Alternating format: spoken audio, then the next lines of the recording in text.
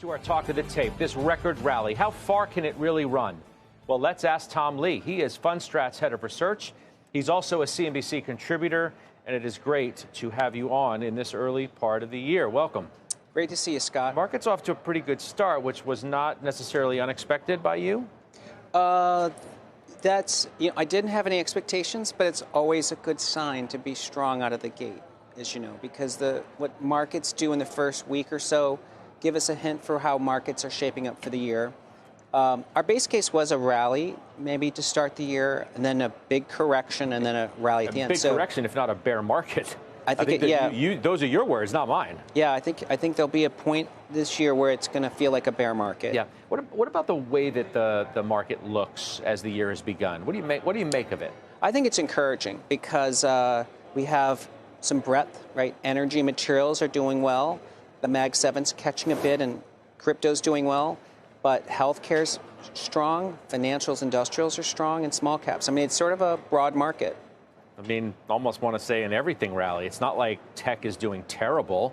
It's just being overshadowed by some of these other moves. The equal weight S&P ETF is coming off a fresh record high of its own. That says everything about what's driven this market. That's right. I think for investors and for institutional investors, breadth being good is always a good sign, actually.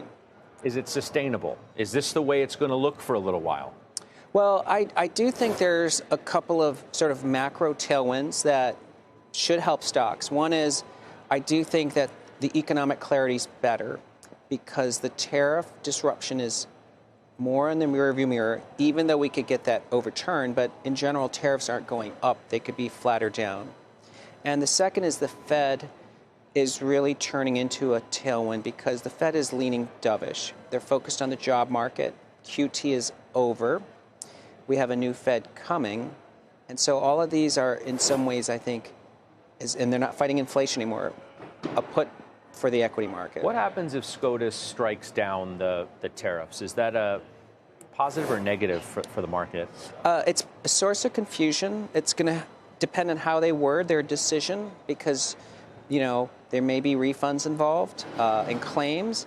And, of course, we know the White House will seek to re-implement the tariffs. But I think, on balance, it means that we put a ceiling on the tariffs, that they aren't going to be higher, but there's a chance they're lower. That's a net positive. I mean, there could be, I was going to use, you use the word confusion. I was going to use a little chaotic. I mean, it could be in the immediate aftermath of that and trying to figure out if, you have to start giving refunds to people, and then you wonder what the bond market may do. So there are a lot of things to consider as we could get this as early as potentially the end of the week. That's right. Now, some investment firms have already been buying refund claims. They're offering to buy these claims from companies at 30 cents on the dollar. So in some ways, the economy is pricing in some of these refunds. So one of the questions leaving 2025 was the valuation of the market. What price should you be willing to pay for what the expected earnings are? 22 times is where we were, which some had claimed to be rich. Barclays had a note out today which said they look reasonable. They say 22 times is not cheap by any stretch. In our view, current levels have not historically impeded returns, provided EPS growth remains positive. We do think that estimates are overly optimistic, yet we still expect the S&P 500 to print double-digit earnings growth this year. Do you have any doubt on the strength that earnings will come in at?